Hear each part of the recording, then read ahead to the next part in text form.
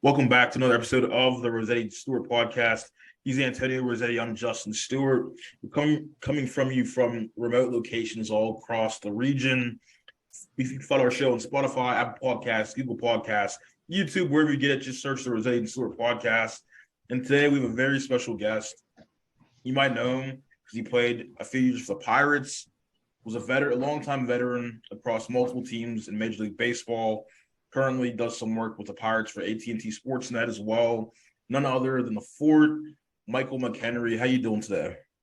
It's a good intro. I appreciate that. I'm doing well. I got a rare off day. Tomorrow's a home opener, so I'll be there. We got an hour-long pregame show. It should be electric, called for blackout, and they're going to follow through, it seems like. So it's going to be a special day. Andrew McCutchen's back in Pirates uniform. We have AJ Burnett throwing out the first pitch, Russell Martin catching it, and we're 10 years removed from that incredible wild card game against the Reds. So it's going to be a special day. I'm excited for the city, and I'm really excited for my former teammates. Yeah, it's definitely an exciting time to be a baseball fan right now, especially with how the Pirates just swept the Red Sox. Just to kind of start, what do you see from this team, especially with, the moves of adding Carlos Santana, G-Man Choi, Connor Joe, and some of the younger players like Neil Cruz now coming into the zone and stuff like that? What do you see from this year's team? I mean, like you said, I think just in general, the buzz around baseball after the World Baseball Classic and what that brought to the table, I think it gave us a platform that we haven't had in a long time, especially with COVID and everything else that's been happening over the last couple of years. So being able to showcase elite players across the world in a way that, it was pure. And I think that just put the ball rolling and got everybody really excited going into the season. And the Pirates are such a young team, and they had, I think, 5 or 6 guys that ended up playing in that World Baseball Classic. And I think the fact that they had that experience mixed in with all the veterans you're talking about, they had a goal in spring training, and it wasn't what everybody else was saying. Vegas has some of the worst odds ever. I think it was over under at 67 wins, which is absolutely terrible because they're going to be a better team. And if you put them on paper against the Cubs last year, just with the signings they had with no improvement across the board, they're pretty much the Cubs from last year who won, I believe, 72 or 74 games. So going into it, everybody just says, oh, it's Pittsburgh. They're going to be the normal Pittsburgh, low market, no money spending, blah, blah, blah. But these guys are talented. And the biggest thing is they have a culture of winning and care. And a lot of times you don't see that in a clubhouse. You don't see a brotherhood come together. You see resentment. You see maybe some jealousy. You see a lot of different things. And people always talk about competition. There is no competition in spring training. It really is competing against yourself, and that's it. But these guys took it to a whole nother level. They were literally, instead of competing, they were caring for one another. Say, hey, your success is important to me. It may be here, it may be somewhere else, but they're creating a family. And that's when Pittsburgh's baseball was at maybe its finest moments. It's in the 70s. We are family. And it seems like there's a maybe move to go back to that type of relationship, that type of camaraderie. And I hope it sticks because the talent is off the charts. We have one of the best players in all of baseball when it comes to talent. So I'm really excited to see where this goes. Hot start, playing well, exciting. I mean, we went in and swept Boston. I mean, come on. Just incredible stuff right now. Fair enough. Now, I do want to ask you, do you think it's fair to compare this team to 2011? You were on that team, and, like you said, there was a mix of young talent on that roster too. You had some veterans on that roster, and, you guys played well. You guys showed, serious improvement. Would you say it's a fair assessment to compare this year's team with that year's team? I think you got to go at least a year forward. Okay. At least. And what I mean is I would go between 12 and 13. And I think that's what makes this team super unpredictable of what they could be and how good they could possibly be. So you look at some of the veteran signings, maybe not, Russell Martin, AJ Burnett, but I mean, Rich Hill's pretty close. McCutchen may be better than all of them. And then you look at the talent at the big league level and then what's right underneath it. I mean, they just released today. We have 5 guys in the top 100 prospect list, and they're pretty much all at the upper levels. None of them are below. So we're going to get AA, AAA guys literally nipping at these guys' heels. And that's when really good things happens because you never feel secure at the big league level. And usually that, like I said, creates resentment, that creates maybe something that you're going to butt heads with. This team, it didn't. I mean, Hedges Austin Hedges is our main catcher right now in the major leagues. He's hurt. Hope he gets back quick. But we have maybe the best catching core in all of the minor leagues, and they're right on the cusp getting the big leagues. Just a year ago, we didn't have anybody. They didn't know who it was going to be, but a bunch of guys stepped up, and that's what it's all about. We're seeing the development. We're seeing all the stuff come together all at once. That's something that wasn't there in 11. And it was coming a little bit in 12, and in 13, it really like caught fire, and everybody had big years, but they still didn't know what type of year we were going to have in 13. This team is getting more and more predictable almost by the week, because these guys are showing trends in a positive direction. If the collective group does that, or more than don't, it could be really exciting, because this team has so many athletes, and just underneath them, there's so many more. Yeah, I do want to add on to that too. You mentioned the catching core, and Andy Rodriguez has extreme pop on his bat, and Henry Davis, obviously the first overall pick, has had some injury issues, but you can see the potential there. And also Jason DeLay has been doing a good job as well. But I do want to talk about maybe all three of those catchers, maybe Rodriguez or Davis more. But what have you seen out of these catchers that has really caught your eye? One, when I talk about that common core, that's who I was talking about. I paid a ton of attention being a former catcher, and how that culture's coming together in spring training. And if you can see them start to really kind of grab each other, and Hedges probably led this race, he literally helped everyone there get enhanced. And I think that's really, really important. I think that was part of the reason they gave him $5 million, and he's a guy that hasn't ever hit above 200 in the major league. So I think that was a great signing, and the trickle down effect starting to happen.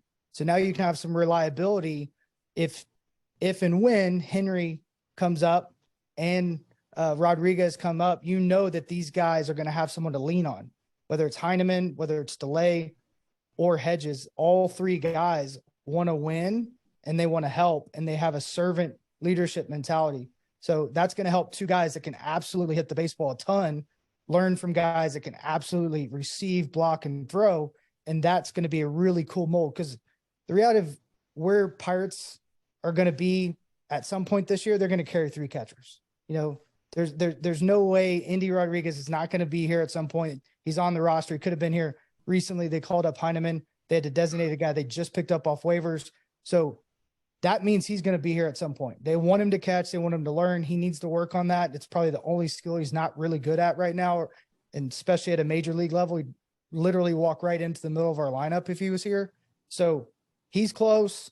Henry's close, and they'll carry maybe Hedges and DeLay, or maybe just one or the other. But these guys are going to be in the lineup because they can swing the bat, and you just hope and pray they can catch too. Because if you get those two dynamics together, you're thinking about Buster Posey. You're thinking about the guy from Baltimore that his name's not in my mind right now, but Watchman. Yeah, exactly. You always want an elite hitter at an elite defensive position, because that's when big things start to happen, because you can build around that. Fair enough. So we've talked about the offensive side of the ball so far. Just talk to me about what you're seeing from the pitching staff. Mainly Roansy Contreras, Mitch Keller, guys that are trying to be here long term. You just talk to me about what you've seen from those guys so far this year. Freedom, absolute freedom. I don't think the mind is talked about enough in the game. And last year, Rossetti Contreras was going to be a stud, I believe, at the beginning of the year. They start him in the bullpen and just dominates, right? And then he goes back down. They want to build his innings up. Well, how you articulate that probably doesn't matter, because you're a human being. He just dominated big league hitters over a week and a half, 2 week span in a way that most human beings don't, especially, that early in their career. He did it when he came up in his first start. So then he goes down, tries to do too much, gets back, was a little bit off, maybe trying too hard. You saw the tension there, the anxiety come, and then they shut him down again. We don't want you to throw too much. And right, wrong, or indifferent, that's not the argument with me, with the organization. It's just that he's a human being. So that kind of threw that year out the window. It's how is he going to respond in spring training this year? And he responded great. I thought he did an incredible job pitching for the Dominican Republic. Him and Ortiz were just absolutely outstanding. They've got great stuff. And then he really is the guy for me that put the starting rotation kind of back in the Wims. You know, we were fighting and clawing over the first 4 games. He came in that 5th and just like shut the door after 2 outs in the first, where he really struggled to get those 2. And then, you know, I think he sat down 13, 14 straight. So that was impressive. I think he's learning it himself. He's creating an identity. And if he holds on to it, the way he wants to be is going to happen. And that's going to be terrifying for the league, because he wants to be great. And that's what you want out of every player, but it's not necessarily what they want. Some guys chase other things. This guy wants to be a great player and leave a legacy. Now, going to Mitch Keller, all of what I just said times 50 is what Mitch Keller's gone through over the last 4 years. He put it together last year by first going to Tread Athletics and making sure that his body was moving correctly. He came to spring training throwing 100, 101 pretty much consistently. You know, I think he sat 98.6, somewhere in that range.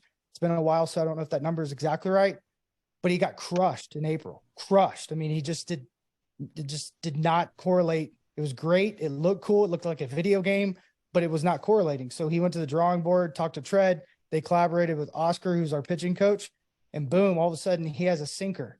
And then he has a huge slider, which they're calling a sweeper now. It's just a slurve, and it's a better swing and miss pitch. So he ended the year 21 starts, 3.21 ERA, top 10 in all of baseball, and he gets the opening day starts come out, and you can see he's got a new pitch in that cutter, and he's trying to throw it too much, overexposes it, fights and claws to get out of that. Didn't have a great start, but then comes to Boston, fixes it, quick adjustments, and dominates. Him and DeLay looked amazing the other day. They just were pinging and ponging. They looked like a doubles team playing for a final. It was unreal. So when you're talking about the pitching, I'm excited, but probably the most exciting part was how good the bullpen was over the last 6 games, because they just dominated. 177 ERA as of right now, knock on wood. Yeah. And David Bednar, too, is obviously the guy holding down the bullpen, especially with him being in, you know, the World Baseball Classic, Team USA. Tell me like a little bit about what you see out of him. And do you see him as like the closer of the future for this team? Because obviously he's the closer now as well. Yeah, I think he should be the closer of the future. It's always tough. You have to look at both perspectives, right? So he's a Yinzer. So he's from Pittsburgh. They call Pittsburghers Yinzer. So this guy's from here. He loves the Pirates. It was so humbling. One day he came up to me and said, "Hey, I just wanted to introduce myself. You were one of my favorites." I was like, "What?" And before I got to that part, I was like, "Oh, I'm old. I forgot." But yeah, it was just cool to hear that. And that's what type of fan he was. I wasn't a star player, but like he came up and he loved my heart and hustle. That's what he said. He's like, "I just love the way you play the game, and you set a standard that I wanted to keep as well." And man, does he ever. He shows up every single day at the ballpark. He's got a smile on his face. He wants to win. He wants to bring that winning mentality and culture to Pittsburgh. And I'm telling you right now, I hope and pray they sign him. I know it'll take less money. He'd be a great sign. And you know, the thought for the front office is there's not really a good time to sign a reliever because it's so unpredictable with health and, you know, when they could fall off and the velocity could change. But I would sign him just because of the human being he is and what he does for the community, and just hope and pray we get all the pitching out of it, because he'll be well worth it. Oh, fair enough. I do want to ask you though, you were talking about like the catching position briefly with the three man guys. How hard, or let me rephrase that, what are the common misconceptions that maybe you hear fans or just general people talk about, you know, whether catching is a difficult position or not? I think people just need to educate themselves a little bit more. You know, we hear a lot about the automated strike zone. I could really go down a rabbit hole on this one, guys. So I'll let you guys pick which direction. But I mean, the one knee stance, the receiving of moving of the glove, automated strike zone. What's more important? Throwing, blocking, calling a game. There's just a lot of elements. I mean, you are the field facilitators. One coach and one mentor told me, when you're a catcher, you're the extension of that coaching staff. So you're the only guy that's not in the field of play. So you're the closest to the dugouts and the coaches, right? you're directing the game by calling the game. And then you're supposed to see the situation and see everything out in front of you. You're the only person that is actually facing the field. So you have to be the guy that's the general. If you're not, you can't do it. If you're too quiet or if you can't lead by example, it doesn't matter what type of leadership skill you decide to use. It's just using it. And you have to be a servant first, because you're going to get less swings in the cage. You're going to get less at bats in spring training. You're going to have to catch a ton of bullpens, and you're going to have to spend more time with the analytical department and in the video room than everyone else. Oh yeah. You also have to spend a lot of time with the pitching coach.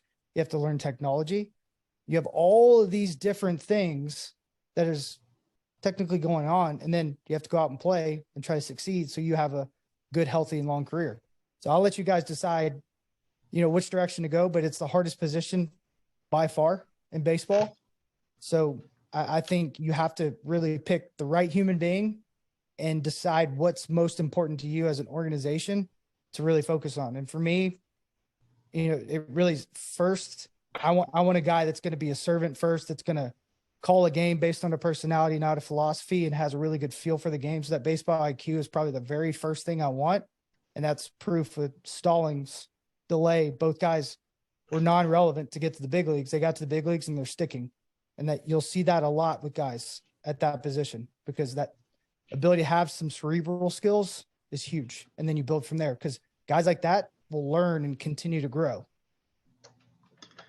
Yeah, speaking of catchers, though, you mentioned like the tough parts of catching.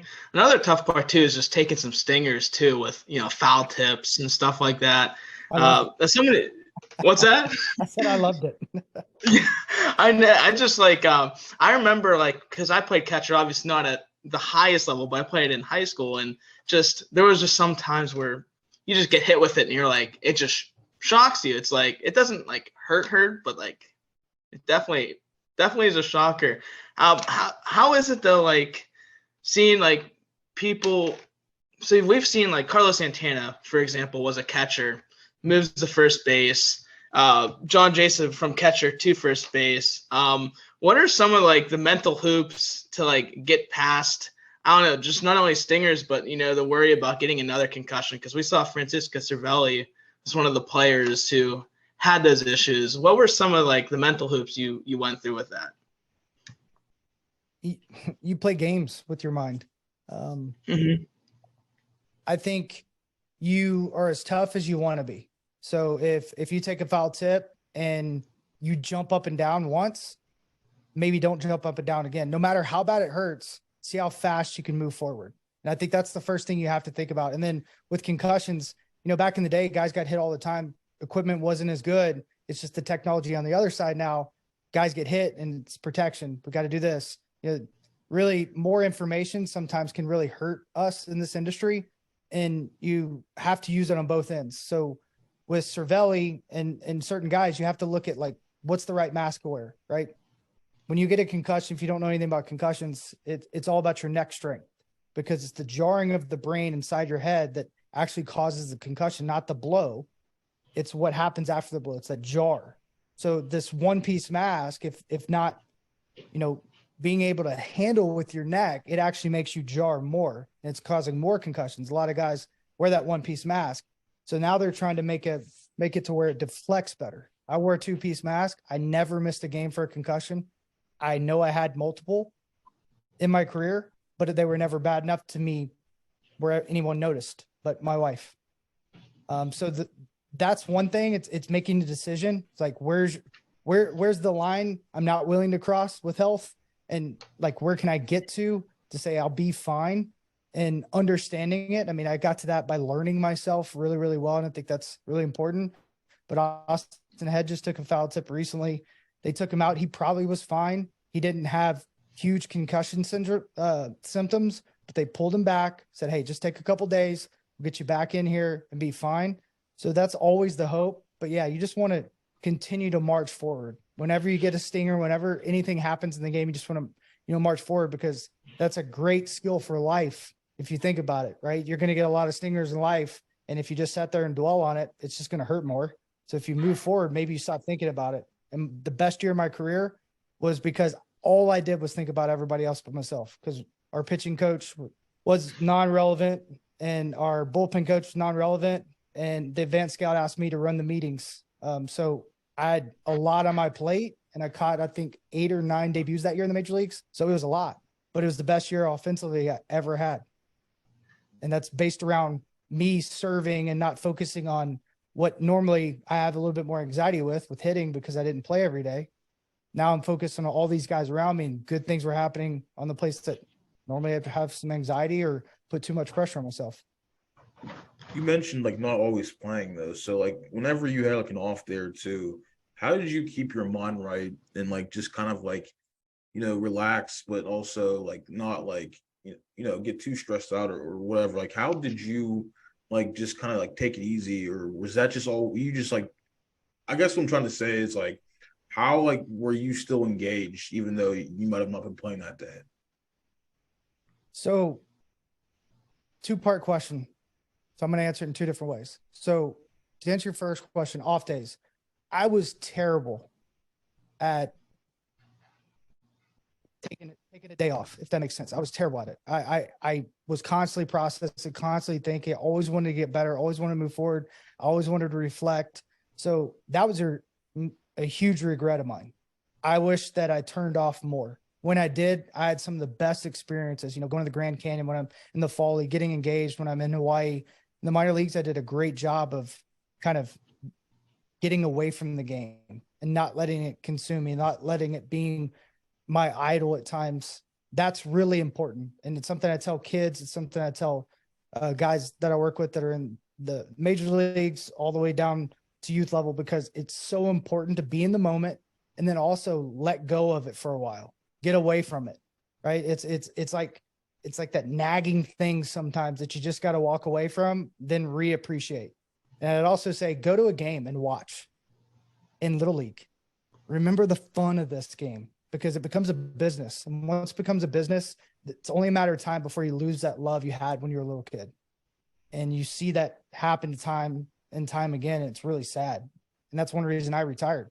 I felt like I was going to lose the love of the game if I kept playing, because I couldn't stand a lot of the things that were happening behind the scenes and the way people were treated. So I got out of it, but stayed in it. And it was the right move. It was completely God-based. But now moving on to that second question, being engaged is a choice as a bench player. So my first couple of years, I had an okay year. I had a really good year offensively. And then I got hurt in 13. And what I realized after 13 was, don't pretend or don't think because someone tells you, you're going to be a starter, you're going to come in and compete, this is what you need to do, blah, blah, blah. I just said, forget it. I'm going to be the best backup I can possibly be. I'm going to pretend like I'm going to play every 5th day. So that was always the hardest thing. I'm going to pretend like I'm going to pitch hit against Chapman every single time he walks up there. So I put myself in a really extreme mindset going into rehab for my knee, which was 6 months, and how I was going to prepare for those moments. And I went out and hit 315. I was the best offensive catcher outside of Buster Posey. My bats were obviously a lot smaller. But that was a huge year for me in 2014, but it was a choice. And I made it way before it happened. And it gave me so much peace. So that was my way of going about it. A lot of people are going to go about it different, but it's through experience and failure and all those things that I came to that. It wasn't like, oh, let me just do this. And nobody wants to say I'm going to be a backup. Nobody wants to say I'm going to be the other catcher, right? But I knew if I could accomplish that, playing 5 days in a row, every single time it happened in my career, I had success. 8 days, success. So I was like, okay, so if I play more, good things are happening, but let's not plan on that. Let's not hope on that. Let's throw the expectations out the window. Let's expect what keeps coming and not play games with my head. Even if they want to, I don't have to do it. So I made the choice and said, this is how I got to do it. So I prepared every single day like I was playing. Like the starter was going to have a bump, a nick, or anything, because that's what you have to be ready for. I spent all the time in the world I could with every single pitcher and every single coach to learn and grow, and it's put me in a position to be an analyst. So I used everything I could at my disposal to be extension of that coaching staff and be the best possible teammate, serving, leading, and caring for every guy around me. And then when it was my day, it was win. Whatever it takes to win today. David Ross said that, and I never let it leave my mind. I want to win today. and I won more often than I didn't. So I feel like that was a success. I have a lot of regrets in my career, but one of them isn't doing everything I could. And I left everything I had. I just didn't have the information maybe to be exactly who I wanted to be. Yeah. And I do want to go on top of that too. So if you think about it, have you ever had a moment where obviously you could be really locked in, but if you ever had a moment where you kind of just step back, maybe you were catching, maybe it was right before you were, on the batter's box, and then you just look out in the crowd and say, wow, I made it to the show. Have you ever just had a moment like that when you were playing? Yes and no. The little moments, no. The first time I got behind the plate at PNC in the backdrop, I didn't take that in the way I should. I didn't appreciate that anywhere close to the way I should until I got in the broadcast booth, which is really upsetting to me. Actually, I would say when I came back as a visitor is probably when it really hit me. So the little things and day to day, I should have done so much better. I should have soaked in the moments. I talk about all the time is I want you to maximize each moment you can, because you're going to at some point not have those moments, especially with the people you love. So maximize the moments. So I wish I would have, but there's certain times in my career, usually after big moments or big situations, that I could literally put my brain there right now and I'll start crying. My first home run in Pittsburgh is a great example. We were climbing to the top of first place. I think this actually put us in first place. I had a home run against Carlos Mamol a month after I got traded to the Pirates, which I usually hit, at least 1 to 5 home runs a month my entire career dating back to the minor leagues. So I was like, man, am I ever going to hit a homer in the major leagues? And I did against one of the best closers at the time. It was a 10-pitch at bat, and 36,000 people went absolutely bonkers. I got a standing ovation, floated around the bases, and I got a shaving cream pie at the end, got interviewed. It was very humbling, especially for a guy that, maybe had 2.5, 3 months in the big leagues at the time. So yeah, there's moments you think of and just wow, that was epic. That was just special. And you want to relive it as much as you can, because that moment I want to maximize and never forget. Mm-hmm. Fair enough. I wasn't asked though. I don't think we really touched upon it though, but how did you get the nickname the Ford? So I took a lot of pride in blocking. I had a coach that was very old school when I went to college, and I had a great volunteer assistant who's now the hitting coach for the Buccos, Andy Haynes, and that was the main focus. I had a bazooka at the time, so throwing wasn't an issue. Receiving, blocking, in high school I had a bunch of guys that were really, really good with their control, and then I got to college and maybe not as much, but I always loved it. But they took it to a whole nother level by creating consequences if it got by me, and that includes fastballs. It includes balls that I had to jump for. So I was that guy that would throw a hand, would throw his arm. I would dive, anything to keep the ball in front of me. I thought it was incredibly important, and it honestly gained me a lot of cred with every pitching staff I was with. First, just the name, but then also putting it to action. So I'm super stoked I got that name, because it could have been terrible, right? We've heard a lot of bad nicknames. That's a really cool nickname, and I'm really appreciative of Greg Brown and Bob Walk that it stuck. So yeah, I'm referred to as the Fort most of the time in and around the Pittsburgh area, and even, all the way out to Colorado when I went there for a couple of years. So that's a special thing. And the coolest part of it, guys, is when we played Baltimore and I was a rookie, they took me to Fort McKenry where the Star Spangled Banner was written, and I get to raise the flag that day. How cool of an honor is that? No, that's really right. Cool. So you talk about those moments that you should have taken in a lot more. Man, that's one I should have taken a lot more. And I'm going to have to go back to Baltimore and do that again, because that's special, right? 1 letter difference to last name. So Fort McKenry with a K is me. Fort McKenry, with an H is the reason we have a Star Spangled Banner, and we are the United States. So pretty cool. That is incredible to like to go from, and like if I was looking, like you were the first player from your high school to ever make the major leagues. And then after you, Nicky Delmonico followed, Nick Senzel followed. Oh, they're good. How did it? Woo! I mean, I do want to ask the program that went like this.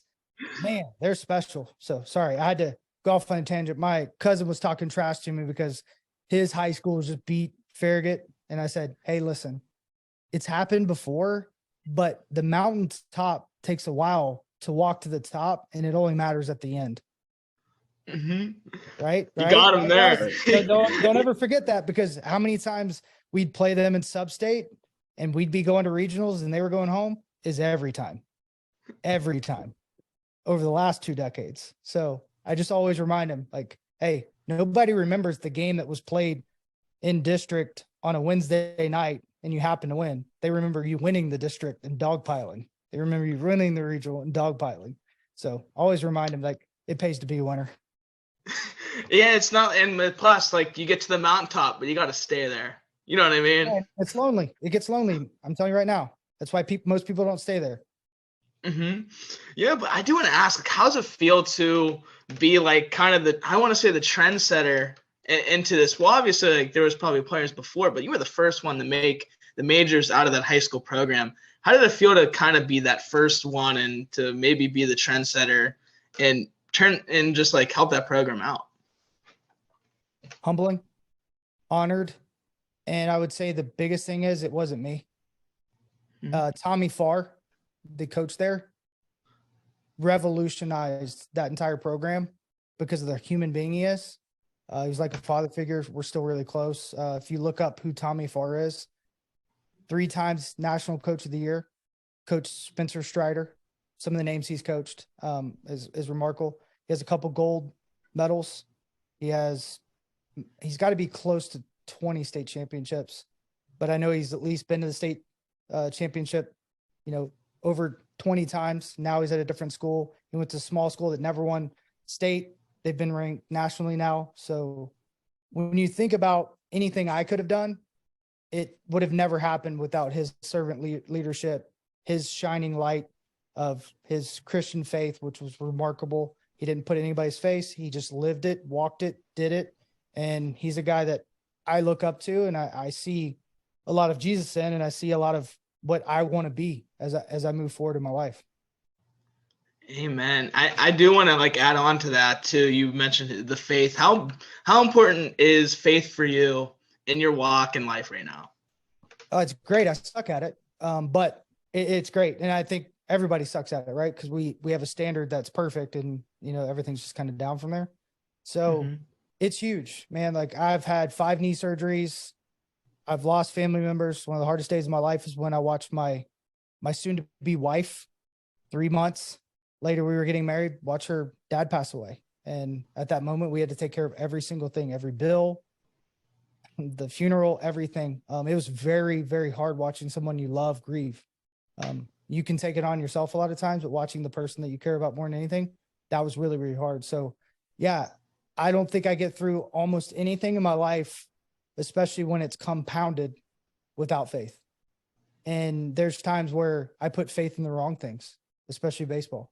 And you have to have that perspective in life and figure out, okay, how do I make sure that I know this is happening? When this is happening, what's the trend to get there? And then try to combat it. Most people don't want to have a prevention of problems. They want to react, and reacting doesn't usually work very well. It usually ends up worse. It's kind of like the Tasmanian devil. He gets set off and he starts spinning really, really fast, and nothing good happens after that. I want to be the road runner, beep, beep, and always win, but you have to be prepared. And sometimes you have to look at things you don't want to. And that really comes down to understanding yourself, through something that's much bigger than yourself, and then kind of trickling down. And that's really helped me as I've gotten older. And I feel like I'm coming into my best self at 38. And I wish I would have done it at 18, but that's why I have a really strong passion, and why I do a lot of consulting, advising, and speaking to people that are younger than me and people that are older than me, to give them my perspective, give them the understanding that I learned through, whether it's good, bad, or ugly. I'll tell you, how it is. I'm very truthful. I'm very out there and transparent. So I want to give back, and that's really good for me too, in a selfish way. Well, just following up on that though. So like, how has you've kind of touched upon it though, but how has faith like helped you through like those tough times, whether it was like injuries, going through a slump, maybe the team's not doing as well as you'd hope. Like, how does faith in that aspect help you push through? Well, guys, you have a choice, right? When something bad happens, you can say, "Oh, poor pitiful me. Why'd this happen?" Or you can say, "Ooh, something bad happened. That means something good's coming afterwards." And you can use it for your growth, right? There's a yin and yang in this world, right? Good and evil. There's not a human being on the planet that's not going to suffer. That's one thing that's promised in our life outside of death, right? The ultimate suffering is death. So we need to look at it in the face and say, okay, that means I need to live my life, right? I always tell people all the time, I have a 401k. I hate it. I want to live my life. I don't want to live to retire. I never want to retire. When I retire, I die. I want to go just like Jesus did, all the way to the cross. And I think we get so locked in on the ebb and flows of life and what, life's supposed to look like, or, the atypical life, the 9 to 5, this. It's like, okay, what if that goes bad? What if this goes wrong? What if life just hits? Because it's going to. How are you going to react? Well, if you're prepared for it, you've already been willing to look at it, read stories about it, and learn from people that, are smarter than you, have been through things. All of a sudden, you're prepared for something that may come, may not come, but either way, you gained a perspective and gained wisdom from someone else without having to react to it in the moment. So that faith of saying, okay, I know everything that happens, God allows, but it has to be used for his glory. The second part I have a really hard time with. First part, I've accepted. God allows it. He didn't deem it. He didn't say evil need to be in this world, right? We did. But he allows it. But if you look at the Bible and you read every great story has a tragic moment and a climb to the top. So remember, when you fall to the pits and you feel at your lowest, the greatest thing is this far away most of the time. But instead of looking at it that way, we look at it as like, I'm not okay. Right? That's the mental health stigma. And I say this, that's fine, but it's not okay to stay there. Because what's right around the corner could be the greatest gift you never knew existed. And this tragedy could be the blessing that you've been looking for to get you forward. Because how many times have you heard, I just had to hit rock bottom? No, you don't. That's just when you decided to take the choice, say, I'm good, I'm ready. Read David Goggins' story. It's remarkable. 3 times, buds. Finally passed. He had shin splints. Oh, wait, no, he had fractures in his shins. Excuse me, fractures. They healed themselves. So you put your mind to something and you want to make that choice, you can. But you have to look at yourself in the mirror and say, am I lying to myself? Am I telling myself the truth? And where is my faith lying? In myself, in God, in this world, in money, in my family? And if you can't answer those questions, that's probably the best place to start. Then move from there. Yeah, and thank you so much for sharing like kind of your testimony and you coming to that. And I just want to add to that, David, hit rock bottom as well. Another person, Paul, Saul turned Paul, gets knocked off his horse, goes blind for 3 days, but he listened to God, got back up and preached the gospel. Right. And remember what he was doing prior to that, by the way? Persecuting Christians. Right. He was the most hated man. Right. Because that's what he did, right? What do you do for a living? Well, I kill people that believe in you, big guy. Yeah. And then he's maybe the most famous apostle, right? It's crazy. And it didn't matter. He hit rock bottom, but he listened to God and he was forgiven for what he did. And he ended up spreading the word. And he was like a branch, spread his leaves to other people. So it was great to see. Amen. Amen. Well said. Hey, let me tell you something that's a cool way to look at it. So the only way you can grow your branches and spread the fruit of that is by having deep roots. Never forget that. because you have to grow this way before you can go this way. But our world tells us to go this way and never grow this way. Make sense? Like, that's why social media is so cool for people, because it's like, oh, you know, I'm scrolling, but you're really staying surface, right? You're never getting any depth because you're constantly going boom, boom, boom. And that's what we need to maybe take a step back from, grow depth. And that depth will produce far greater fruit that'll go far and wide. And that depth starts on the inside, and the seed that can be planted is from God's word. So it all comes from there. It all full circle. Amen. Yes. Amen. I'm happy we got into this topic. It's great to see that like faith can hit people in different ways. And it's great to hear that you have this faith, and it's awesome to see. Yeah. And it's never easy, right? I mean, Jesus was persecuted, died on the cross for us. And I always say, put yourself in that shoes. What would you do that for? And usually the room goes silent because that's hard to think. Well, he did it for us. And I never want to forget that. And sometimes it's really hard for me to even like talk about it. I get emotional because like, I can't imagine anybody on this planet picking up all I have in my baggage and say, I got you. You're good. You just hang out by the pool or something. I got it. Your time will come. It's crazy. Incredible. Absolutely incredible. Hey, Justin, you have any questions to add? Yeah, I mean, that's a good conversation. I don't want to pivot from it. We can go back to it though, but I did want to ask you about the social media components of everything. So I know when you got called up, social media isn't the monster that it's become like nowadays, but like, I had a BlackBerry, dude. I had a BlackBerry. You even know what a BlackBerry is? I've heard of a BlackBerry. I've never physically heard of a BlackBerry. Go to a Goodwill and go find me a BlackBerry. It'd be $1, right? It was like 150. I would not like what's capable today. You would crack up seeing a BlackBerry.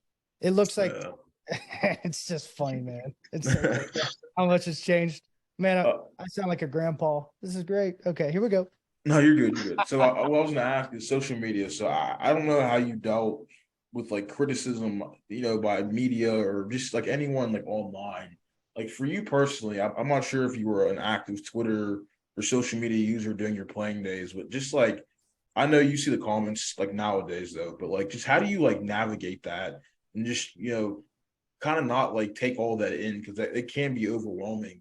And, I understand like it's people like online, so you can't take everything they say seriously, but at the same time, like how does that affect you and how do you like deal with that? The man in the arena.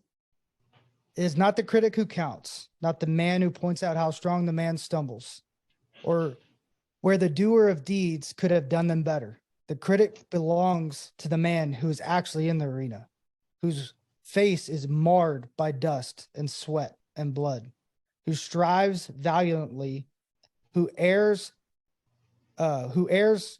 comes short again and again, who spends himself in a worthy cause, who at best knows in the end the triumph of high achievement, and who at the worst, if he fails, at least fails while daring greatly.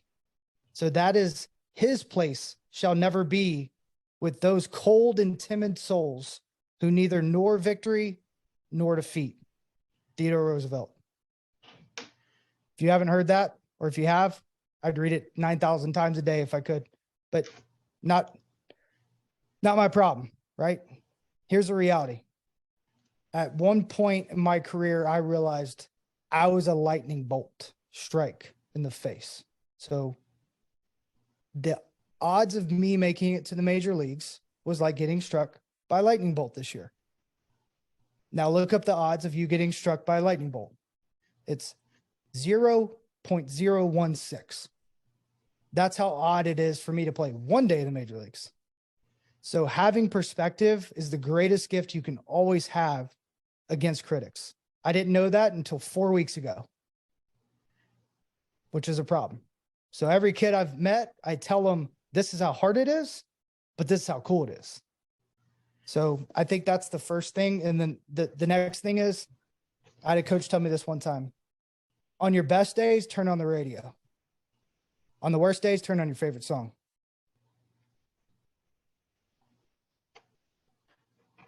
Pretty cool, right? That goes with newspapers, that goes with social media. If you played terrible, don't look at your phone. Pick up the Bible. Listen to great music. You had a great day? Read everything. Affirmation. I'm good. Right? Because I was bad about that. Like I had such a high standard. It was a negative thing for me. So I should have spent more time digging myself. I should have. You know, I don't have to tell anybody that, but that's what I should have been doing behind the scenes. Like, ooh, man, I'm good. Look at that swing. Ooh. What do you need to know? But on my way home, turn on the radio, listen to you talk about that homer you hit. That's important. We run away from that. We humble ourselves, which is great. Do that everywhere. But in the dark, your character needs it. Take it, eat it. Num num num. I do. You did say one thing that you said good swings. And I do want to go back to your playing career real quick, because I remember one great swing I saw from you, and it was against Aroldis Chapman. It was a big at-bat, you know, the game-winning RBI double. Can you just tell me a little bit about that moment? Was that like kind of like your welcome to the show moment, like where you made that hit? Like obviously Marmol was there too, but was that like one of your highlight moments, getting that hit off Chapman? It was, but once again, I think I didn't maximize it. I didn't think through it. I didn't even know that at the time that he had a save streak on the line and a run streak. So he hadn't given up a run in a certain amount of time, and he was on pace to do something. I can't remember the exact details, but yeah, I mean, that's when I should have gone home and been like, double in the gap, double in the gap, double in the gap. Ooh, what are they saying about it? Nice. And get that affirmation, because he was the best. And I was good at walking into those situations, wanting those situations. I stayed in the moment for that. And I felt like I believed in myself almost every time. Nobody believes in themselves all the time, but I would trick my brain if I had to. But I do regret, once again, that I didn't affirm it over and over again on those big moments. You know, when you hit a homer off Papelbon, when you hit a homer off Carlos Memal or Yohan Santana, you got to think through that. Like, two starts later, he threw almost a perfect game or a no-hitter. Like, I took him deep right here. Just thinking it, right? And that's going to build that confidence. The best players and the best business people I've ever met have a different type of swagger. Sometimes it's really loud out in front, but the greatest, like, men I've met and women have it inside. They walk to a beat of their own calling, in a sense, but not in a way that they don't want to bring people along. Because the greatest leaders are always going to try to make more great leaders. I do want to ask, though, so you kind of highlighted it earlier when Tony asked you about like some of the players you've played with. Just like in the minor leagues and maybe even the major leagues, though, like who is the guy you saw pound for pound, like not post-playing career days, but like while you were playing, like talent-wise, like all the physical gifts you could think of, who was the best guy you've ever played alongside on a team, in the minors or majors? Ooh, that's a good question. So all around, you're saying? Yes.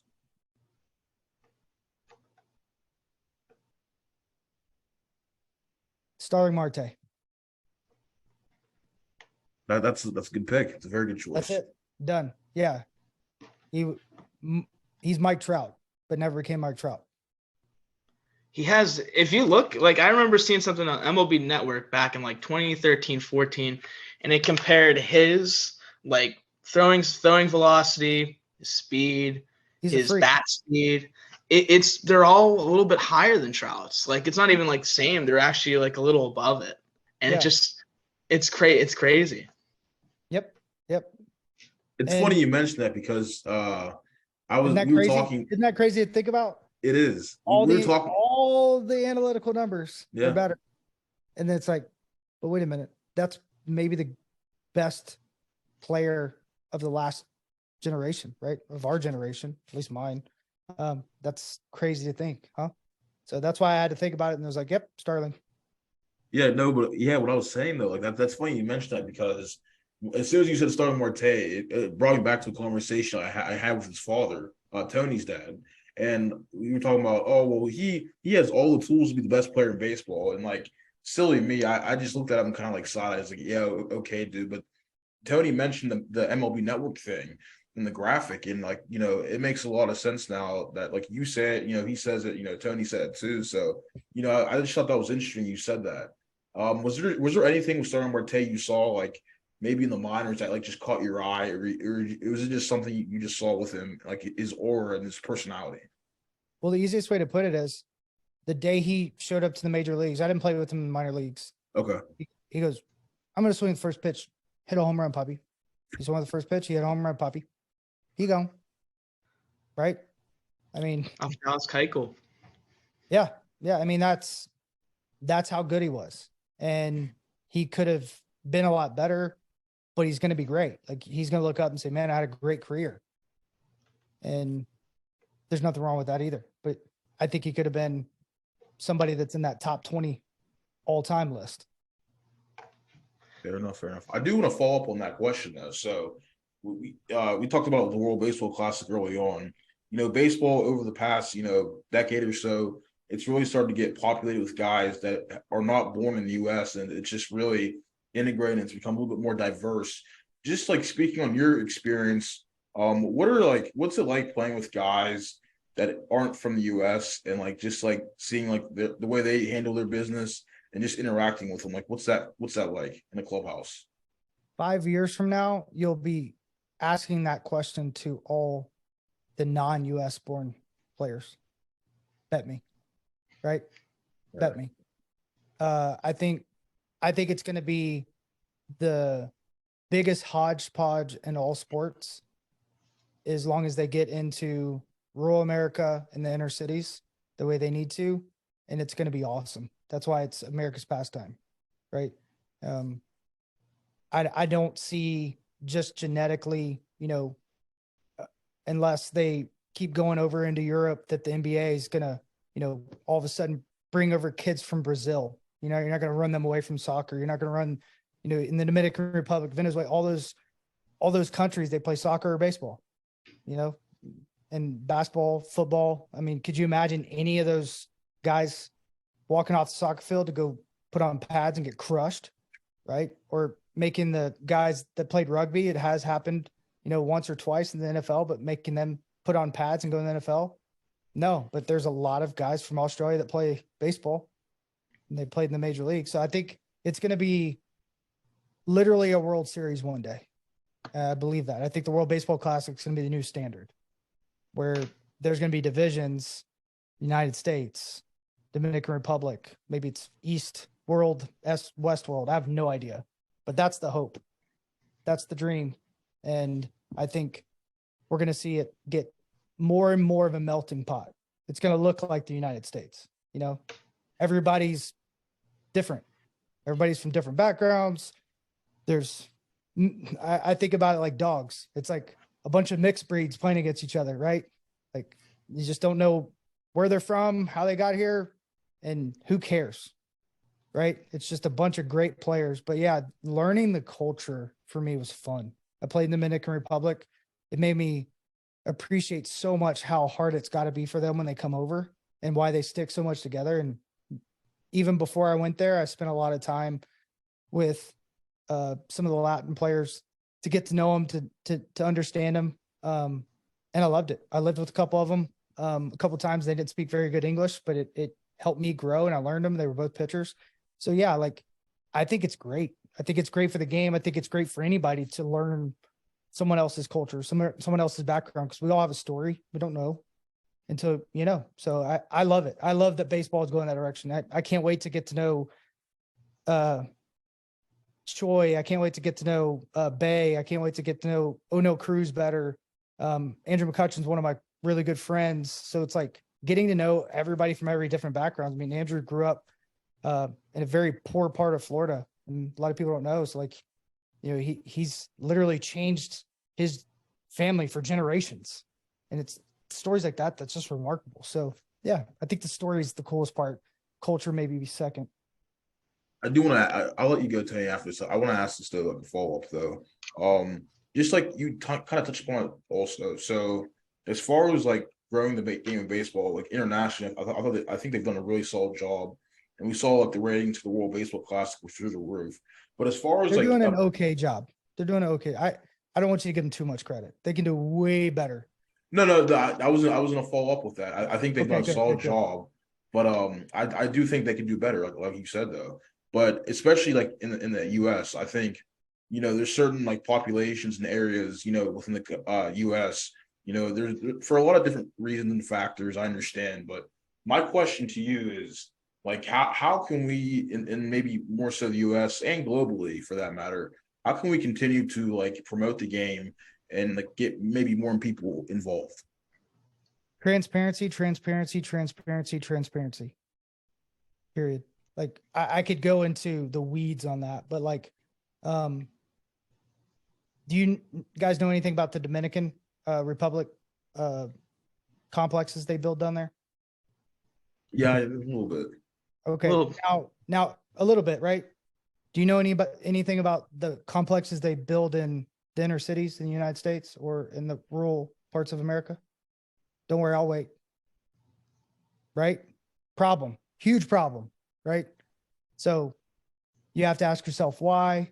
Got to go into some depth to figure out what's the reason they did that. Cheaper, easier, no restrictions, no fight. I could say a lot of different things. And I don't know everything. I don't know how hard it would be.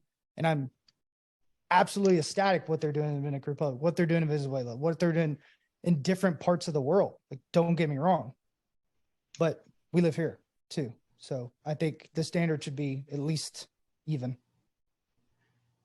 Because I would have loved to, as a baseball dude, be invited to go to school, have 3 meals a day, and work on baseball 6 hours a day from 16 to 19 when I came to the United States. So you tell me they don't have a huge lead, a giant race? Come on, man. Come on. Right? And that has nothing to do with anything other than like, that's how it's set up right now. And that's why I don't know what percentage of guys are from Latin America. And, they also have a huge advantage because they are trying to provide for everyone in their family. Most of them come from, a tough background or a poor background, and they know that's how they, change their life. I mean, think about all the Cuban players that come over. I can name one that I know of that came over and really struggled, right? They come over and fight, claw, scream, right? And they enjoy every second of it because they know what it's like to not have freedom. They know what it's like to not have food. They know what it's like to have it all taken away and to run away from the things they love more than anything in the world and their family, to be the change that needs to happen to change not just their life, but their family's life forever, and may never see them. How many guys I played with that never saw their family again? It's crazy, right? My bullpen coach still can't go back to Cuba because he defected. And that's sad. Nicest human being I've ever met in my life, him and his wife. And he never saw his family again. Never talked to him again. And that's what we need to remember, is like, there's a perspective. So like, I only know so much, but I know just about as bad horror stories in the United States with kids from the inner city that I've worked with kids from rural America that, have it tough and nobody ever knows about it. And it's like, how do we start touching there in all sports? How do we give them a chance? Because it ain't cheap to play football. It ain't cheap to play baseball. It ain't cheap to play golf, hockey, soccer. It's so expensive. So just setting them up to win. And then it's their choice. It's their responsibility, but they have to be empowered, some with responsibility to do that. Good. So like, dig into it a little bit. Like, I don't know exactly, but I know they're trying. I know they're really trying to make a huge push in youth America. A lot of different people are, but there's something that's holding it up. There's something that's, making it harder than it should be, because like, I mean, just go right in the middle of downtown Chicago, build a baseball field, a complex, and help, right? They're struggling, help them. I'm sure a lot of kids would rather get paid to, show up, do some serving and hit some baseballs than sell drugs, but they got to do something to live. You can't knock any of it. You just have to understand and meet people where they're at. I know people in rural America that would love to stop house hopping like my mom, who grew up in foster care. But she gave me a better life. She made a choice, and that's not easy to do. She's an oddity. A lot of people don't get out because it's not easy. My mom just put her head down and never stopped, but most of her family didn't. And we didn't meet them ever, and we didn't know they existed until I was almost in my 30s. So you just gotta look at things, meet people where they're at, and understand you may not have the answer, but I'm willing to sit here and try to figure it out if you want. Yeah, no, that's excellent point, and especially about your mom too, like meeting her side of the family and stuff. I do want to talk to you about that though. How was it, getting to meet parts of her family when you were in your 30s? I only met one. It was my brother Mm-hmm. that she was forced to give up. I met him when I was 26, and we're good friends. And he has 3 kids, so I have 2 nephews and a niece, and he has a wonderful wife, Denise. So, yeah, I mean, I didn't know he existed until I was 26, and it's because adoptions came open in the state of Tennessee. I thought my mom was sick. She came over and was just a wreck, and she's like, I got to tell you something. I'm like, you're a saint. Like, thank you. Like, but you didn't do anything wrong. You're forced to give a child up. But what are you sad about? And she's like, I think I'm just shamed. I feel guilty. So you can't always, it's like poker, man. In life, you can't really pick the cards you're dealt, but you can always decide how you play them. Mm-hmm. And there's a lot of people really good at poker. Has your brother ever been to one of your games and watched you play and stuff? Yeah, him and his family. So that was really neat. I have 2 brothers, 2 half brothers, my dad's side, mom's side. So, oh, that's awesome. Mm-hmm. Hey, better late than never to meet them, right? Absolutely. Mm-hmm. Yeah, I do want to get into Tennessee. You growing up in Tennessee, again playing baseball at Middle Tennessee with Brian Carroll as well. How was it playing for Middle Tennessee and playing in your state, and maybe staying closer to home? I loved it. The recruiting process stunk, but everything else I loved. Steve Peterson was a wonderful man. He passed away in 2020. Had a massive heart attack. But yeah, the lessons learned there and the relationships created. I just moved out of Murfreesboro. I moved back there when I was playing in 2013.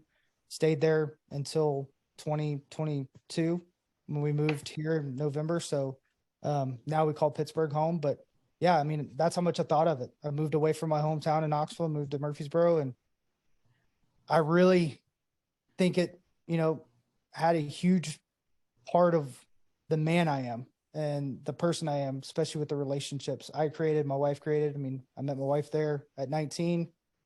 We're still together, almost 40. So yeah, there's a lot of good that came out of Middle Tennessee, and baseball was one of them. Mm-hmm. Growing up in Tennessee, though, too, I do want to ask, were you a Vanderbilt or Tennessee kind of guy, or did you not? Nope. Didn't care for either? Nope. No, Vanderbilt wasn't Vanderbilt. Vanderbilt became Vanderbilt when Coach Corbin got there. I was a Coach Corbin guy. I wanted to go to Clemson. Coach Corbin left. Clemson died for me because we had a similar personality, and he was recruiting me. And then here's how crazy it was back in the day. Jack Leggett called me, who was the head coach there, and didn't know what position I played. I was the name on a list that Corbin left. And then Corbin called me from Vanderbilt and said, hey, I can't get you in. Your ACT score is not high enough. Had great grades.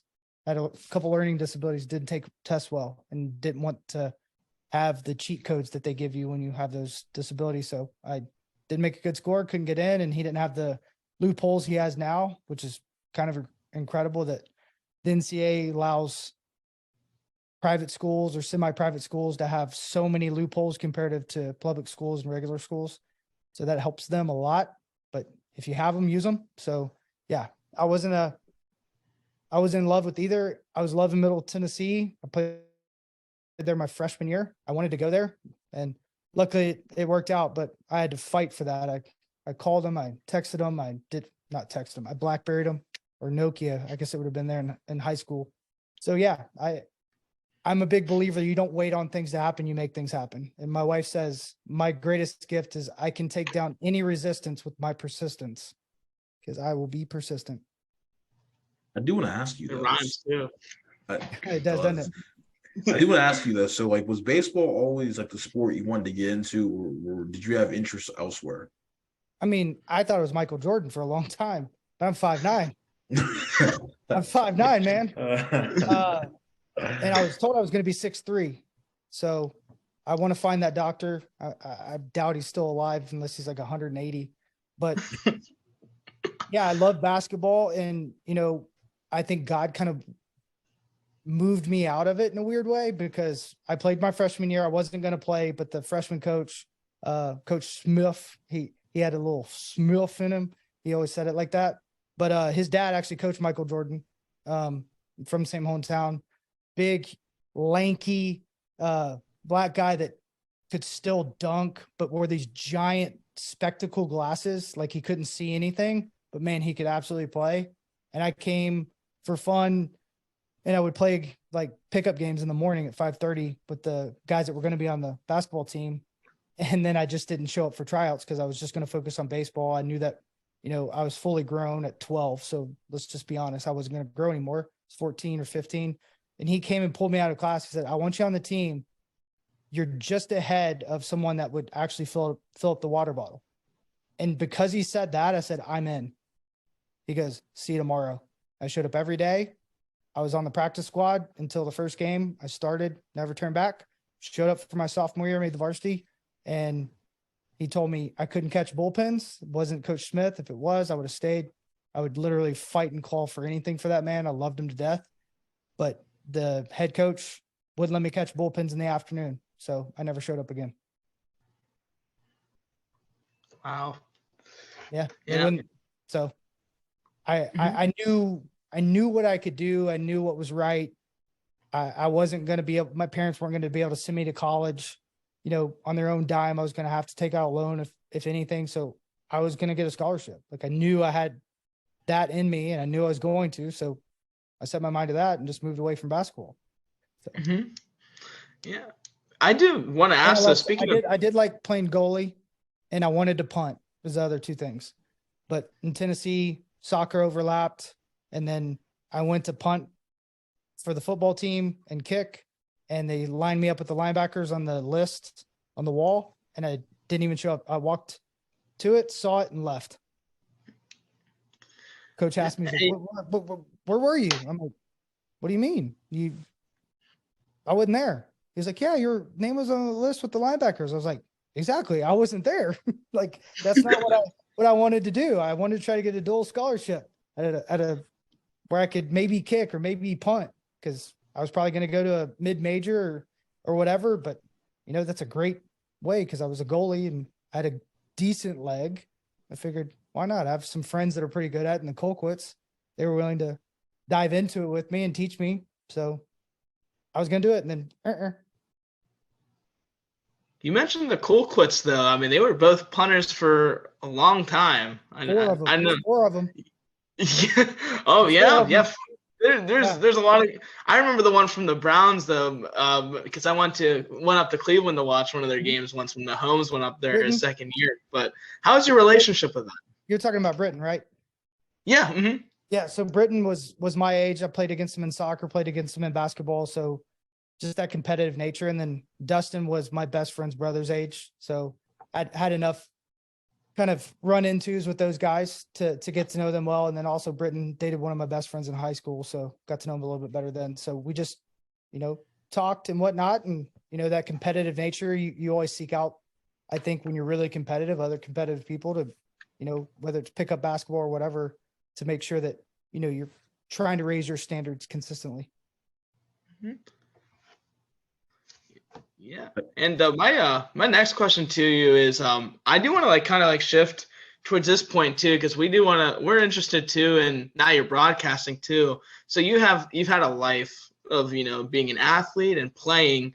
How was it going from playing to transitioning into a broadcasting role? Terrifying, but gratifying. Like I told you guys, I had 2 learning disabilities. Both of them had to do with audio perception disorder and the way I see words. A little bit of dyslexia, you'd say too. But So I fought that my entire life. So I didn't want to talk in front of people. I wasn't good at articulating my thoughts, writing down my thoughts, spelling.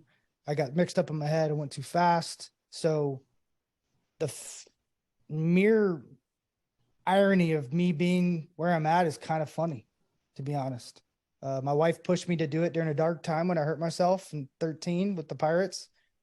One of the media guys came up to me, Robbie Smikowski, said, "Hey, Teek's going to be gone for 10 days. You want to fill in for a day?" And I was like, let me see if I can. I'm going to see if I can, make sure I'm good to go. And I got it cleared by the person that matters. That's my wife, right? Not cleared. She was like, "Yeah, you got to do it. Take the opportunity. Let's go." So went in on my crutches, did one game, and then they asked me to do 9 more. And when the team came back, I went up to the booth, did a little bit there, and the rest is kind of history, because in 17, Teek was going to retire. They called and said, "We want you to come in and interview when you're done playing. We understand you may not be done playing, but just come in and interview. We're going to see and kind of play it out." I'm not saying anything else. I was like, "Oh, okay. So you're saying I'm washed up. I got it. I'll be there, I guess." So I went in, they gave me 6 months to decide whether I want to retire after they gave me the job. So that was incredible grace. And, the rest is kind of history. I made the decision to walk away from the game. It was the right decision, but it was very hard to do.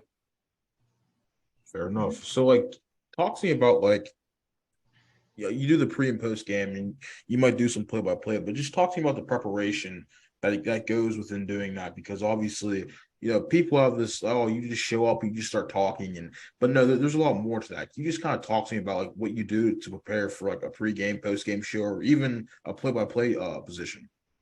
So it depends on who you're working with. So you have to learn your teammates, and then the goal is to help everyone succeed. So when I first got to AT&T, I asked everyone I could about what they did and how they did it, and tried to learn the processes. So I understood how to make what I was saying easier, because I have to articulate to my producer what Magnus force is and how we can show it to a fan and explain it to a fan within 32 seconds. Because I'm the one talking about something that probably should take about 10 minutes. In some math class or physics class at some college, it takes 3 weeks. So there's so many elements now in the game that I have to find that balance. And that was very, very hard to build that understanding. And then it's learning everything around you. The more you can learn and the more you can fail, the better. But the preparation really begins with watching, learning, and asking more questions than you're asked as an analyst. So too often as an analyst, you're constantly asking questions. But the thing that helps me the most is getting as much perspective from everyone I can, because that puts off a spark or a light in my brain to look in places maybe I wouldn't normally. So I get stuff from fans. I get stuff from front office. My wife's incredible at it. And then I watch a little bit of what others do, but not in baseball. I love the TNT with NBA.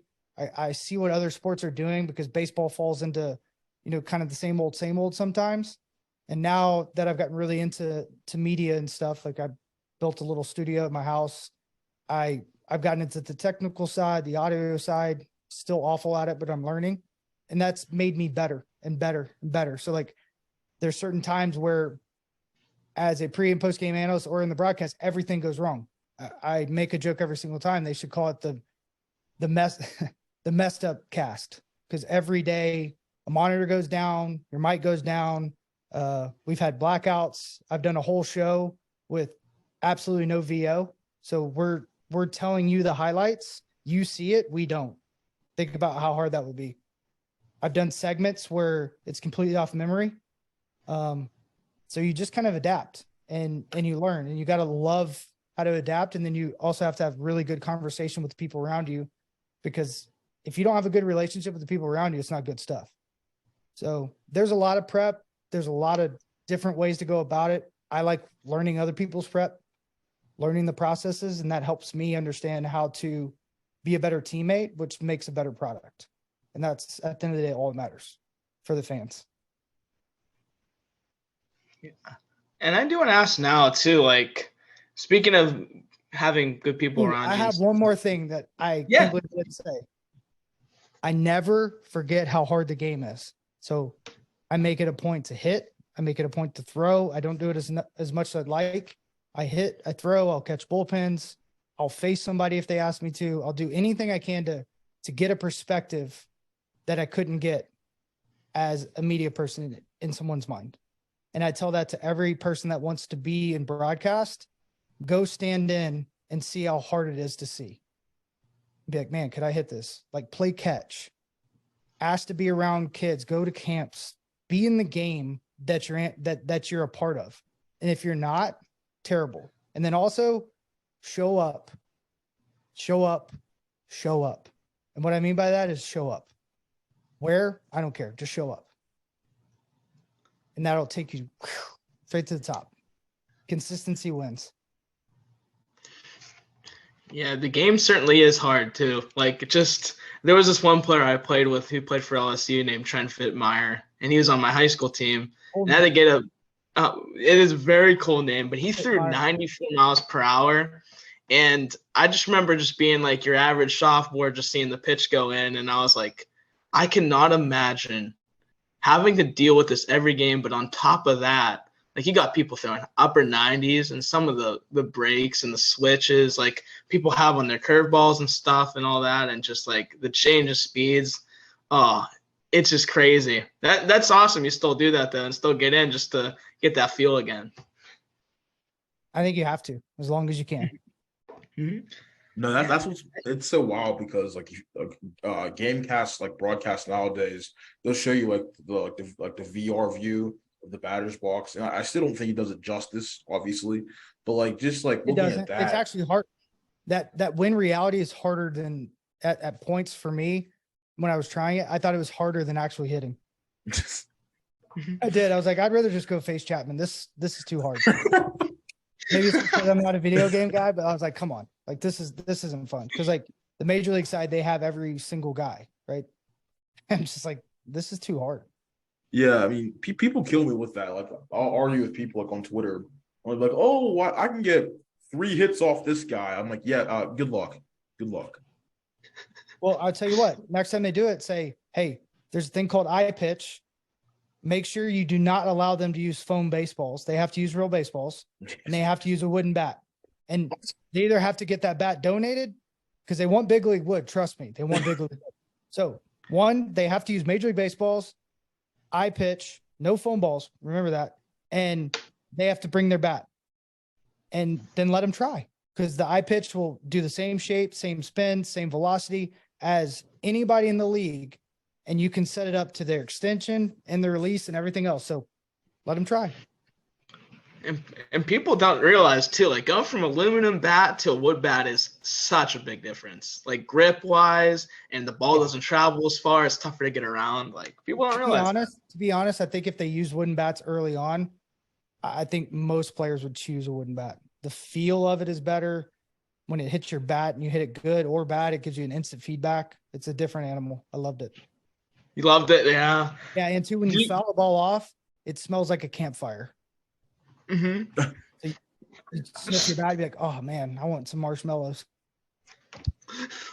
Speaking of broken bats, have you ever seen the video of Sabo from the Reds back in, I think, the 80s or 90s? He sheared his bat in half, and there was his thing was corked. His bat was corked. Have you ever seen them look at that video? I have. It's been a long time. I think that's nuts. And, that's something, going back to the catcher thing, I took a couple of broken bats and it cut my arm, all kinds of stuff. Yeah, it's crazy. They changed, I think, after my first year or right around my first year, the bats just kept getting better. They changed a lot of the standards. So guys couldn't have really, really thin handles. They have to be a certain thickness, because no matter what, I don't care how good you are, when you have that much, I don't know if it's called reverb or vibration. If you watch it in slow-mo, it bends. Well, those bats that are really skinny with a big barrel, they would bend, but they would also vibrate more. And eventually that thing's going to go, he gone. Barrel or no barrel, period. Have you ever had like a ball where you hit where you barreled it? Like, have you ever had like in the MLB, like a best moment of where you barreled a ball, or like was there any pitchers that you just hit better than other pitchers? Zach Greinke, loved him, loved hitting off of him. Yep. I say that because he came up to me in LA one time. He goes, "How do you hit me?" Nothing else, not hello, not how you doing, just straight Zach Greinke style. How do you hit me? Bro, we're against each other. I'm not telling you nothing. And honestly, I have no clue. He hated that answer. You know, I was like, yeah, man, like I just see it. Well, I have no idea how to tell you I take your changeup every time. No clue. Right? Because right on right changeups, everyone else, I was swinging as it was coming out of the hand. Him, it was like, oh, changeup again? Nope. Then he threw me that breaking ball. I'd be like, oh, slow curveball, double. It was weird. I think I hit like 400 off of him, some line drives. I think he finally struck me out in spring training one year, and he looked at me. I was walking off the whole time, and then just winked at me. Just a great dude. Weird. Yeah, that sounds like a Zach Greinke story, just based off everything else I've heard about him. But I do want to ask. It's really like you don't know. Now it'd be a lot different. Like I could probably like pick out a handful of guys that I would probably want to go hit against now. Yeah. And because the analytics are so good, you can look at numbers. There's so many trends.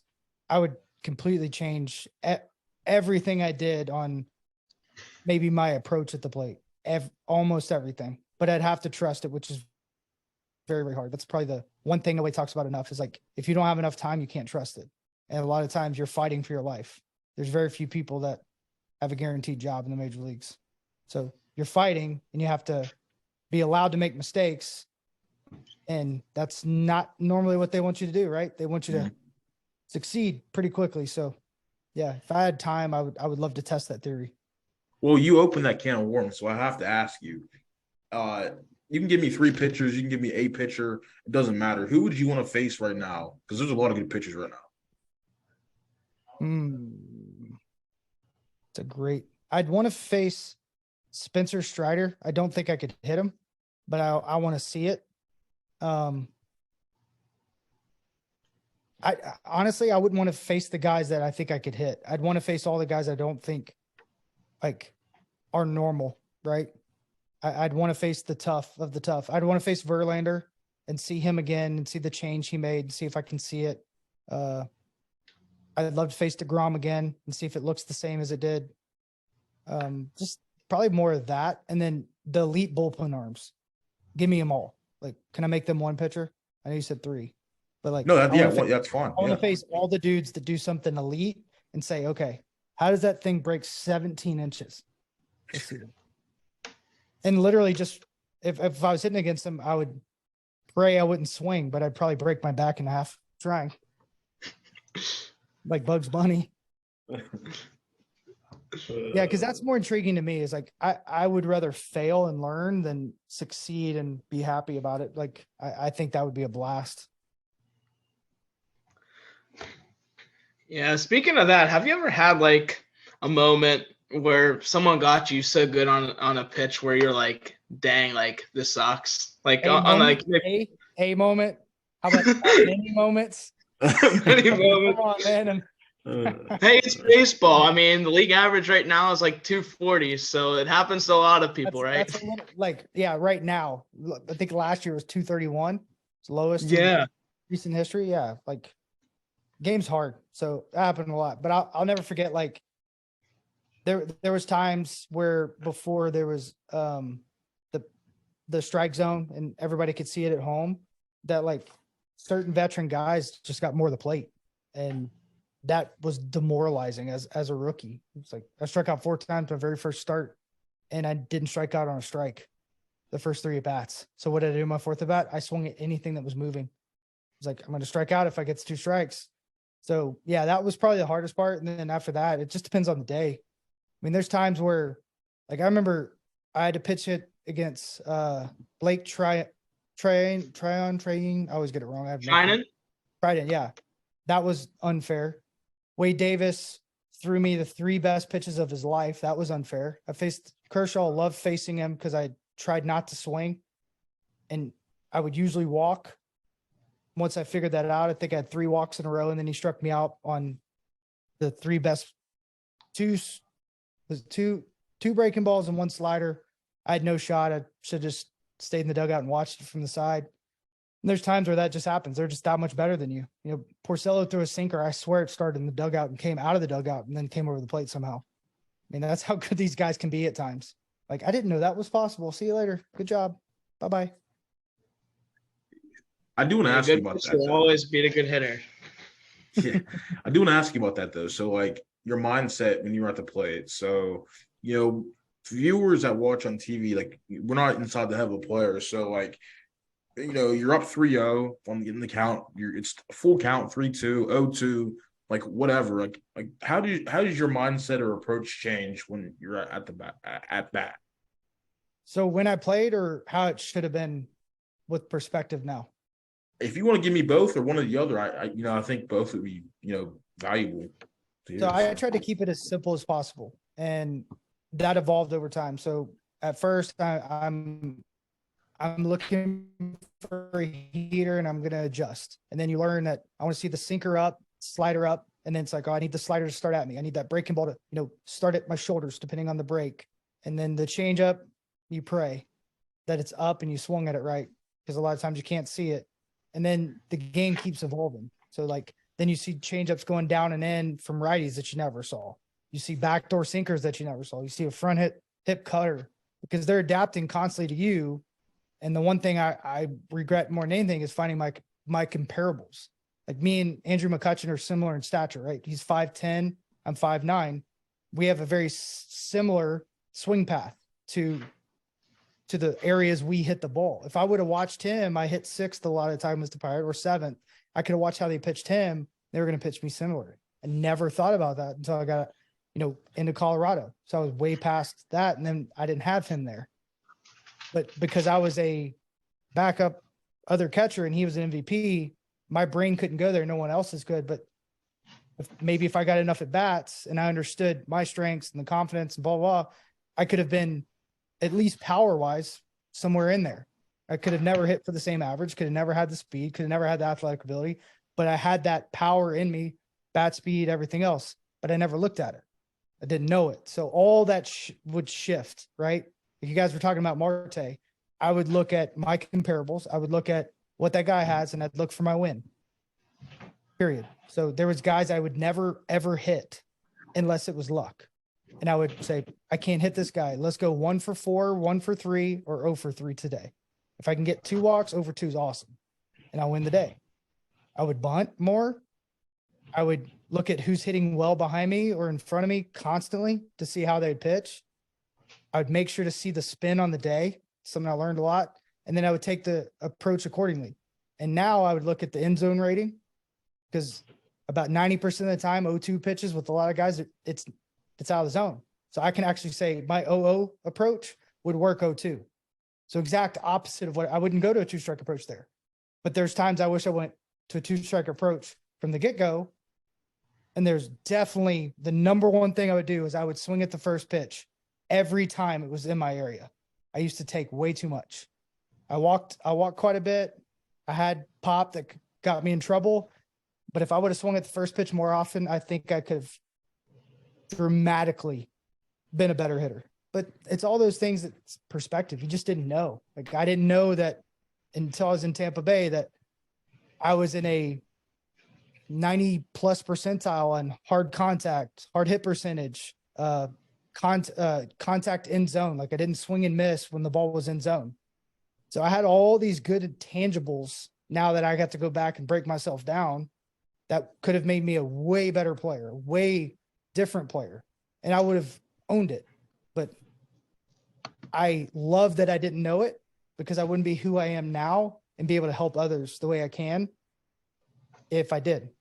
Because a lot of times when you just have it figured out, it's really hard to see it for other people. But I'm willing to look any direction to help anybody if I can. And that comes from my perspective first, or my reality first, excuse me. Yeah, I do want to ask too. Now, we were just talking about, you know, how you get ready and stuff for that, for the pitches and stuff like that. I do want to ask, so like when you're in the box, Marte, for example, had a short stride, long stance, like a long open stance. When did you feel most comfortable in the box? Did you feel like more comfortable with like a shorter stride, or how'd you approach that? When I didn't know was my best. And I say that because most of the time when I was going really well, I call it sex appeal. And I started having more rhythm, more movement, and the trust and the confidence was rising. So my leg would lift higher and I'd have a bigger stride. I'd usually a little bit more narrow, but my comfort is my most athletic position, which is a little bit wider, maybe just outside of my shoulders, a little bit open, and being able to feel tension on my back hip, like inner abductor groin area, little parts of that. When I could feel that pressure, I knew I was in a good place, and I usually knew I was going to have a good day from the get-go. I mean, that's how precise it gets, I think, when you really start to understand yourself, especially when you've had a couple surgeries and you really have to understand that, you know, the way you walk can throw your hips out of line and put you in a bad place. So that doesn't allow you to rotate the right way. So you start to learn a lot more about yourself and, you know, make adjustments need be. But once again, the regret for me is not entertaining where I was at. So in 2015, I had a torn meniscus in spring training. I wasn't going to fix it until I had surgery. So I kept getting my knee drained and everything else. 14, I had a great year offensively. 15, I fell off the map because I couldn't feel when I was on my backside because I didn't understand what that felt like maybe. So I was loading into my quad because my knee was wobbly and not into my glute. And therefore I was jumpy at everything. I was swinging at the rosin bag and everything. It was wild. And then I figured that out and, you know, the next year and had to fight my way back to the big leagues, got there and got one at bat.